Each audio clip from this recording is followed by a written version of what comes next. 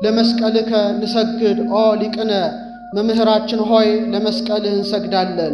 ይህን ኃይለ ቃል የተናገረው ማይቶተ ቤተ ክርስቲያን ቅዱስ ያሬድ ነው። በዛሬው ዕለት የክብር ባለቤት የኢየሱስ ክርስቶስ ሕማማተ መስቀሉን የምናስብበት፣ ነገረ መስቀሉን የምንዘከርበት፣ ድህነት ዓለም የተፈጸመበት ታላቅ ዕለት ነው። ጌታችን አምላካችን ንጉሳችን ሕይወታችን ብርሃናችን ኢየሱስ ክርስቶስ 18 ሰዓታት መከራን ተቀብለዋል።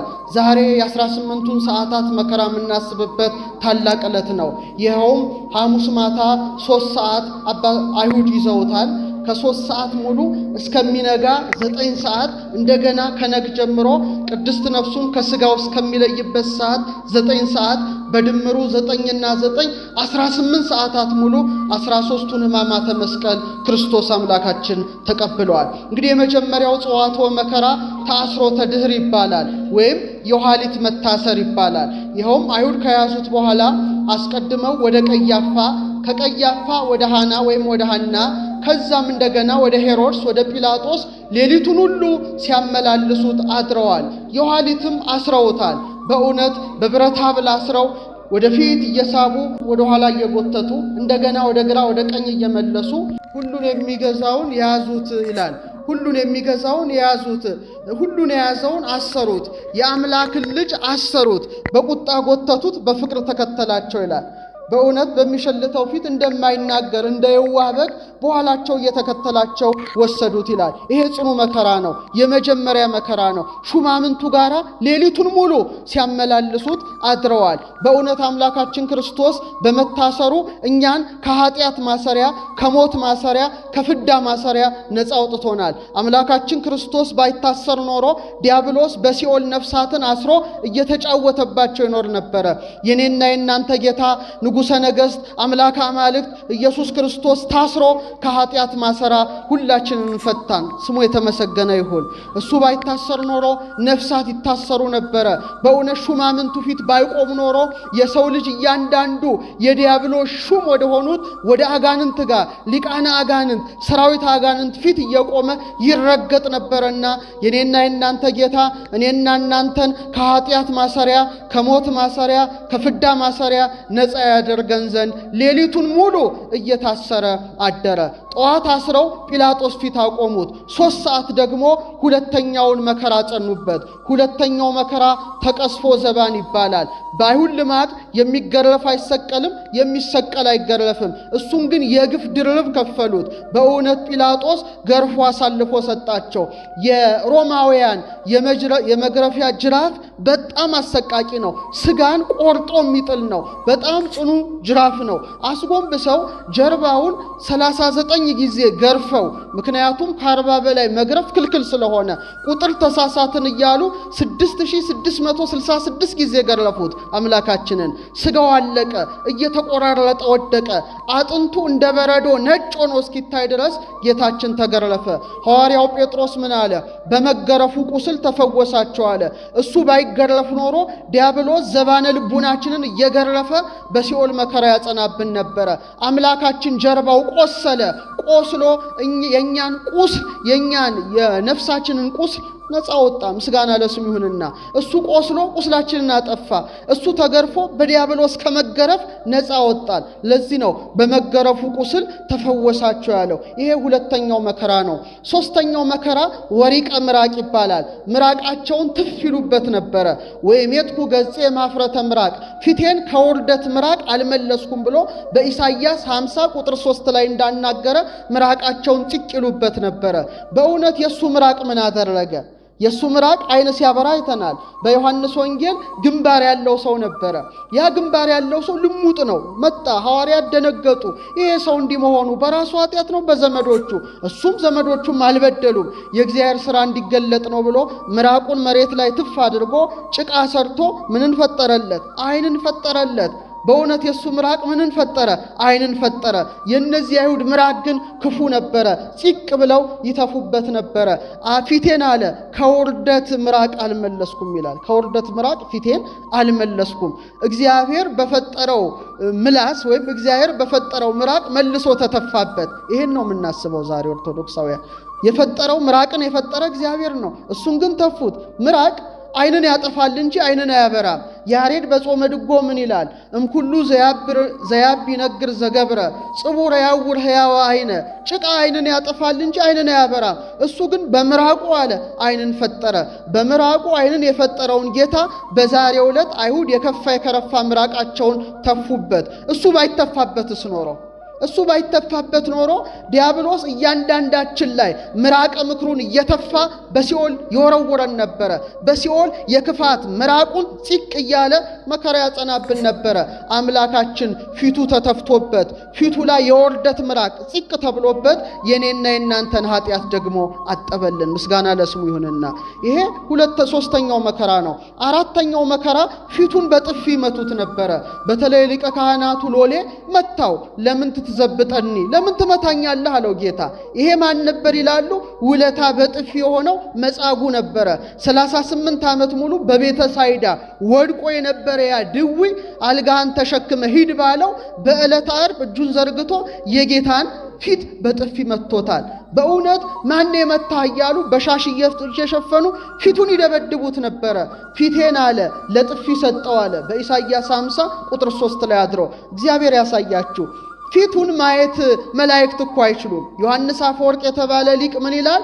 ኪሩቤል አለ እዚህ ስዕሉ ላይ እንደምታዩት በእሳታማ ክንፍ ፊታቸውን የሚሸፍኑለትን ጌታ ክፉ ባሪያ እጁን ዘርግቶ አጽንቶ ፊቱን መታው ይላል። እዛ ላይ ስትመለከቱ ሙሴና ኤልያስ ታቦር ተራራ ላይ ብርሃኑን ማየት አቅቷቸዋል። ወአብርሃ ገጹ ከመፀሐይ ፊቱ እንደ ፀሐይ ያበራውን ጌታ ዛሬ በእውነት እኔና እናንተን ለማዳን ፊቱን በጥፊ ይደበድቡት ነበረ። እሱ የተመታ ፊቱን እኔና እናንተን ከዲያብሎስ መመታት ነፃ አውጥቶናል። ምስጋና ለስሙ ይሁንና ሌላው መከራው እጅግ ከባድ መከራው አክሊለ ሦክ ነበረ። ጥቃቅን የሆኑ በሺ የሚቆጠሩ እኛ አንድ መርፌ ቢወጋ እንጨነቃለን። በሺ የሚቆጠሩ ጥቃቅን እሾሆችን እንደ ዘውድ ጎንጉነው አሰርተው ራሱን ወጉት። በጣም ጽኑ መከራ ነው። ውስጥ ድረስ ተሰምቶታል ይላሉ አባቶቻችን። የሾህ አክሊል አምላካችን ተቀዳጀ። የሾህ አክሊል ተቀዳጅቶ አጥፋ አለነ መርገመ ሦክ ወአሜከላ ዘበቆለ ውስተ ምድርነ። ምድር ካንተ የተነሳ እሾህና አሜከላ ታብቅል ብሎ አዳም ተረግሞ ነበረ። አምላካችን የሾህ አክሊልን ተቀዳጅቶ ከዚህ እርግማን ነፃ ወጣን። ምስጋና ለስሙ ይሁንና እሱ የሾህ አክሊል ተቀዳጅቶ እኔና እናንተን የድል አክሊል የድል ነሾችን አክሊል አቀዳጅቶናል። ለሰማዕታት አክሊላቸው የመላእክት ክብራቸው የመላእክት ዘውዳቸው ንጉሠ ነገሥት ሲሆን የሾህ አክሊልን አቀዳጁት። በዚህ መከራ አላበቃም። ያንን የሾህ አክሊል ደግሞ ብረት አንስተው በትር አንስተው ጭንቅላቱን ይደበድቡት ጀመረ። ወኩሉ ርዕስ ለሕማም ራስ ሁሉ ለሕመም ነው አለ። እሱ ራሱን ተመታ፣ ራሱን ተደበደበ። እሱ ራሱን ባይደበደብ ኖሮ ዲያብሎስ የእያንዳንዳችንን ራስ እየቀጠቀጠ ወደ ሲኦል ይጥለን ነበረ። አምላካችን ተቀጥቅጦ ነፃ አውጥቶናል። ምስጋና ለስሙ ይሁን። እሱን ራሱን ይቀጠቅጡታል፣ እሱ ደግሞ ዲያብሎስን ይቀጠቅጠዋል። አንተ ቀጥቀጥ ከአርስቲው ለከይሲ አንተ የዘንዶውን አንተ የባቡን ራስ ቀጠቀጥ። እሱን አናቱን ይቀጠቅጡታል፣ እሱ ደግሞ መርዘኛውን የሰይጣንን ኃይልን ይሽራል። ክብር ምስጋና ለስሙ ይሁንና ከዚህ በኋላ 7 ክንድ ከስንዝር መስቀል አሸክመው ወደ ቀራንዮ ወሰዱት። ቀራንዮ ሲወስዱት ቅድስት ሀገር ኢየሩሳሌም ብትሄዱ በጣም ረጅም ተራራ ነው፣ ፍኖተ መስቀል ይባላል። እና ሴቶቹ ያለቅሳሉ፣ እንባቸውን ያፈሳሉ። ቬሮኒካ የምትባል አንዲት ሴት ይላሉ ሊቃውንት ከሴቶቹ መሃል ሮጣ መጣ ሻሿን አውልቃ ፊቱን እንዲጠርግበት ሰጠችው ይላል። ያን ጊዜ ፊቱን በጠረገ ጊዜ የሱ ፊቱ ሻሿ ላይ ታትሟል። ዘኢተገብረ በእደ ሰብ በሰው እጅ ያልተሰራ የክርስቶስ ስዕሉ ምኗ ላይ ታተመ? ሻሿ ላይ ታተመ። ለሱ አይን በረከት የሰጠ አምላክ ለኛም ይስጠን። ስምዖን ቀሬናዊንም መስቀል ተሸከም ብለው ከበረከተ መስቀሉ ተሳትፎ ቀራንዮ ሄደ። ልክ ቀራንዮ ላይ እንደደረሰ መስቀሉን ካመሳቀሉ በኋላ እላዩን እሱ ላይ አስተኝተው ቀኝ እጁን ግራ እጁን እግሮቹን በተሳለ ምስማር መቸንከር ጀመሩ። ተመልከቱ፣ እግዚአብሔር ያሳያችሁ። እጆቼንና እግሮቼን ቸነከሩኝ አለ። በጣም ስል የሆኑ ምስማሮች ናቸው። ቀኝ እጁን በሱት፣ ግራ እጁን በሱት፣ እግሩን በሱት። ሶስቱ ችንካሮች እነዚህ ናቸው። አራተኛው ችንካር ቋሚውንና አግዳሚውን ያስተላለፉበት ሲሆን አምስተኛው ኢየሱስ ናዝራዊ ንጉሥ አይሁድ የሚለውን ስሙን ያያይዙበት ነው። ይሄ አምስቱ ቅንዋት ይባላሉ። ወበቅንዋቲው ሰበረ ለነ ቀኖተ ሞት፣ አምላካችን ተቸንክሮ የሞት ችንካርን ከኛ አስወጥቶልናል። ምስጋና ለስሙ ይሁን። እሱ ተቸነከረ፣ እሱ ተወጋ ከዲያብሎስ ውጋት፣ እሱ ተቸነከረ ከዲያብሎስ ችንካር፣ ከሞት ችንካር፣ ከክፋት ችንካር፣ ከኃጢአት ችንካር እኔና እናንተን ነፃ ወጣን። ክብር ምስጋና ለስሙ ይሁንና ይህ ብቻ አይደለም። በመስቀል ላይ ከፍ አድርገው ከሰማይ ዝቅ ከምድር ከፍ አድርገው ሰቀሉት። እምከመተለ አልኩ ምድር እስብ ኩሎ ሀቤ፣ ከፍ ባልኩኝ ጊዜ ሰውን ሁሉ ወደ እኔ ስባለሁ ያለው ሊደርስ ሊፈጸም መስቀሉ ከፍ ብሎ ተተከለ። ሲያስተምር ወንጌልን ምድርን እየዞረ ምድርን እየተመላለሰ በኪደተ እግሩ እንደቀደሰ አየራት ረክሰው ነበረ። ስብ እያጤሱ ደመናውን ሁሉ በክለውት ነበረ።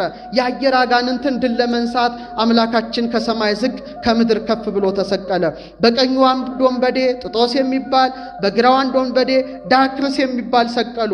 ለምንድን ነው ይሄን ያደረጉት? በቀኝ የሚመጣ ሰው የቀኙን ያህል ይሄ ምንድነው? ወንበዴ መሃል ያለውሳ ያው የነሱ ነው ይላሉ። ለማሳሳት ነው። ከግራ የመጣው ይመጣል። ምንድነው? ወንበዴ መሃል ያለው የነሱ አለቃ ለማባል ለመዘበት ነው። ግን ተወለቆ ምስለ ግዩራን ከበደለኞች ጋር ተቆጠረ። ከመይደምረን ምስለ ነፍሳተ ጻድቃን፣ እሱ ከበደለኞች ጋር ተቆጥሮ እኔና እናንተን ከጻድቃን ጋር ደመረን። እድል ፈንታችን ጽዋ ትርታችን በመንግስተ ሰማያት እንዲሆን አደረገ። ጻድቃንን በቀኝ ኃጥአንን በግራ ታቆማለህ ሲያሰኛቸው ሁለት ወንበዴዎች ሰቀሉ። አሁን በቀኝ የተሰቀለው ወንበዴ ፀሐይ ስትጨልም ጨረቃ ደም ስትሆን ከዋክብት ከብርሃናቸው ሲራቆቱ አይቶ ጌትነቱን አምላክነቱን ተረድቶ ተዘከረኒ እግዚኦ በውስተ መንግሥትከ፣ አቤቱ በመንግስት በመጣ ጊዜ ምን በለኝ እስቲ፣ አቤቱ በሉ እስቲ፣ በመንግስት በመጣ ጊዜ አስበኝ። ኢየሱስ ክርስቶስ እግዚአብሔር ነው። አሳስብልኝ አላለው። ፈራጅ አምላክ ነው። አስበኝ ያለው ዮም ትሄሉ ምስሌ ውስተ ገነት፣ ዛሬ በገነት ከኔ ጋር ትኖራለህ ብሎ ደመ ማኅተሙን ሰጠው። የመጨረሻው መከራ ግን የእናቱ የድንግል ማርያም ነበረ። ጌታን እኮ ሰቀሉት ብሎ ዮሐንስ ነገራት። ከሾሁ ከእንቅፋቱ እየወደቀች እየተነሳች እግረ መስቀሉ ስር ስታነባ ቆይታለች። ለዚህ ነው ዛሬ በሰሙነ ሕማማት ዲያቆናት ቃጭል ይዘው ጥቁር ለብሰው ቤተ ክርስቲያኑን 3 ጊዜ የሚዞሩበት ምክንያት ዲያቆኑ የዮሐንስ መጥምቅ ምሳሌ ነው። ቃጭሉ የእመቤታችን ምሳሌ ነው። የእንባዋ የለቅሷ ምሳሌ ነው። መስቀሉን እየዞረች ከዮሐንስ ጋር ታነባ ነበረ። የዛ ምሳሌ ለማድረግ ዛሬ ዲያቆናቱ ቃጭል እየመቱ ቤተ ክርስቲያኑን 3 ጊዜ ይዞሩታል። በአንጻረ መስቀል ቀዊሞ ዮሐንስ በከየ፣ በመስቀል አንጻር ቆሞ ዮሐንስ ወዮ ወዮ እያለ ማልቀስ ጀመረ። እመቤታችንን እንባዋ ይፈሳል። ያን ጊዜ ጌታችን እናቱን በፍቅር ስለሚወዳት እነኋት እናትህ አለው። እናት አድርጎ ድንግል ማርያምን ዛሬ ሰጠን። ምእመናን ደስታም ነው ሐዘንም ነው። ቅድስት ድንግል ማርያም እናት ትሆን ዘንድ የተቀበልናት ቀራንዮ ላይ ነው። እመቤታችን ተራ ቦታ አትገኝም። እመቤታችን የምትገኘው ቀራንዮ ናት። እመቤታችንም ለተራ ሰዎች አትሰጥም። የሰጣት ለዮሐንስ ነው፣ ለሚወደው ደቀ መዝሙር እናት ሆነው ዘንድ ሰጣት። አንድ ታላቅ ሊቅ ምን አሉ? እግዚአብሔር አሉ ዓይኑን ሲገልጥ የተመለከታት ዓይኑንም ሲጨፍን ያያት ድንግል ማርያምን ነው አሉ። እየሰማችሁ ነው? እግዚአብሔር አሉ ዓይኑን ሲገልጥ የተመለከታት ዓይኑን ሲጨፍን ያያት። እግዚአብሔር ዓይኑን ገለጠ፣ እግዚአብሔር ዓይኑን ጨፈነ። መቼ? ስትወልደው በቤተልሔም ዓይኑን ገለጠ። ያን ጊዜ የምታቅፈው እናቱ ናት፣ የምትስመው እናቱ ናት፣ የምትዳብሰው እናቱ ናት፣ የድንግልና ጡቶቿን የምትመግበው እናቱ ናት። 33 ዓመት ከ3 ወር በዚህ ዓለም ኖሮ ቀራንዮም ሲሰቀል አሁንም እናቱ እግረ መስቀል ስር ነበረች። እናቴን አደራ ካለው በኋላ ተፈጸመ አለ። ዓይኑን ጨፈነ፣ ቅድስት ነፍሱን ከስጋው ለየ። ዓይኑንም ሲጨፍን የተመለከታት እናቱን ናት። እችን የቀራንዮን ስጦታ መካድ ወደ ገሃነመ እሳት ያስጥላል። ፍጹም ስጦታ አድርጎ ቀራንዮ ላይ ከሰጠ በኋላ የመጽሐፉ ቃል እንደተፈጸመ አውቆ ተጠማሁ አለ። አምላካችን ተጠማው ሲል አይገርም? ለወሃብ የዝናብ ማየከልእዎ ይላል ያሬድ። ውሃን የዝናብን ውሃ ለሚሰጥ ጌታ ሐሞትን አጠጡት። ለምን ተጠማ? የኔና የናንተን ጽምዓ ነፍስ ለማራቅ ነው። እሱ ተጠምቶ የኛን የነፍስ ጥም ከሰውነታችን ለይቶ አወጣ። በቃና ዘገሊላ ውሃውን ወደ ወይን የለወጠ በፀሕይወት ዛፍ ስር የሕይወትን ውሃ የሚያፈስ ጌታ ተጠማው ባለ ጊዜ ሐሞትና ከርቤ መራራ ነገር ይዘው መጡለት። መራራውን ሐሞት ጠጥቶ መራራ ሞትን፣ መራራ ሕይወትን፣ መራራ ለቅሶን፣ መራራ ሲኦልን ከኔና ከናንተ አስወገደ። ምስጋና ለስሙ ይሁንና ጎርጎጭ አደረገ፣ ቀመሰ። ከዛ በኋላ አንገቱን ዘለስ አደረገ። ተፈጸመ አለ። አንገቱን ወደ ቀኝ መለስ አደረገ። ሰውን ሁሉ ከግራ ቁመት ወደ ቀኝ ቁመት፣ ከሐሳር ወደ ክብር፣ ከሲኦል ወደ ገነት መልሷልና። ያን ጊዜ አዳም አባታችን ይቆጥር ነበረ በሐሙስ ዕለት የሚለውን። ኧረ ሱባኤው ደርሷል መሰለኝ ተንሱ ለጸሎት ንቁሃኑ ናችሁ ተነሱ አለ። ነፍሳት እግዚኦ ተሳሃለነ አቤቱ ይቅር በለን አሉ። ጌታም በአካለ ነፍስ ወደ ሲኦል ወርዶ ሰላም ለኩልክሙ ለሁላችሁ ሰላም ይሁን እለ ውስተ ሲኦል ጸኡ ወእለ ውስተ ጽልመት ተከሰቱ፣ በሲኦል ያላችሁ ውጡ ብሎ ብርሃነ መለኮቱን ነዛበት። ሊቃነ አጋንንት ሰራዊት አጋንንት ታሰሩ፣ ተራዱ፣ ተንቀጠቀጡ። የብርቱ በር አልቻለም፣ ተፈረካከሰ። የክርስቶስ ደም የሕይወት መርከቡን ወርቻው መስቀሉ ትርክዛ ሆኗቸው ስብሐት ለእግዚአብሔር ዘአውረሰነ መንግስቶ ሰማያዊተ ሰማያዊውን ርስት ለሰጠን ለእግዚአብሔር ምስጋና ይግባው እያሉ በክርስቶስ ደም በክርስቶስ ቤዛ በተከፈለ መስዋዕትነት የተዘጋችው ገነት ወለል ብላ ተከፈተች። ኪሩብ ሰይፉን ጣለ፣ መላእክት በእልልታ አዳምን ከልጅ ልጆቹ ጋራ በዛሬው ዕለት ተቀብለዋልና ዛሬ ነጻነት በዓል ነው። ዛሬ ድል በዓል ነው። ዛሬ ክብር ባለቤት ክርስቶስ የተቀበለውን ጽዋቶ መከራ የምናስብበት በዓል ነውና በቤተ ክርስቲያን የምንገኝ ሁላችንም ሥርዓቱ ሁሉ ሰማያዊ ነው። እዚህ ጋር የምታዩት ተመልከቱ፣ እንዲሁ የተሰራ አይደለም። ከስዕለ ስቅለቱ ጀምሮ ጽዋውን ብትመለከቱ አዎ ከችንካሩ ሲፈስ ከችንካሩ የፈሰሰውን ከጎኑ የፈሰሰውን ደም ቅዱስ ዑራኤል ሰራዊቱን አስከትሎ በብርሃን ጽዋ ተቀብሎ ጽንፍን እስከ ጽንፍ ረጭቷልና በእውነት ጽዋው እዚህ ጋር ይቆማል። የጦሩ ምሳሌ እርፈ መስቀል ይቀመጣል። ጌታን አስረው የጎተቱ ከወዲያ ወዲህ ሲገፉት ሲያዳፉት ነበርና በእውነት ዛሬ በእጅ ሳይነካ በገመድ ታስሮ ወዲያና ወዲህ እየተጎተተ ወዲያና ወዲህ እየተሳበ የክርስቶስ መሳቡ መጎተቱ ይታሰባል። ዛሬ ጣን ሳይሆን ከርቤ የሞቱ ምሳሌ ሆነ ይጤሳል። ይሄ ሁሉ ሥርዓት ሰማያዊ ሥርዓት ነው። አሁን ለጥብጠባ ጀርባችንን ካህናት ይጠበጥቡናል። የክርስቶስ ግርፋቱ ምሳሌ ነው። ለዚህ ነው እምከማረይነ ሕማመን የሪ ክብረ ምስሌሁ በህመም ከመሰልነው በክብር እንመስለዋለን። ወእምከመሳረይነ ትዕግስተ የሪ ነጊሰ ምስሌሁ እንዳለ ታግሳችሁ እንባ ያፈሰሳችሁ የክርስቶስን ሕማማተ መስቀል ያሰባችሁ ውድ ምእመናን ፈያታዊ ዜማንን በመንግስቱ ያሰበ ኢየሱስ ክርስቶስ ሁላችንን በመንግስቱ ያስበን። ሰላም እግዚአብሔር አይለየን።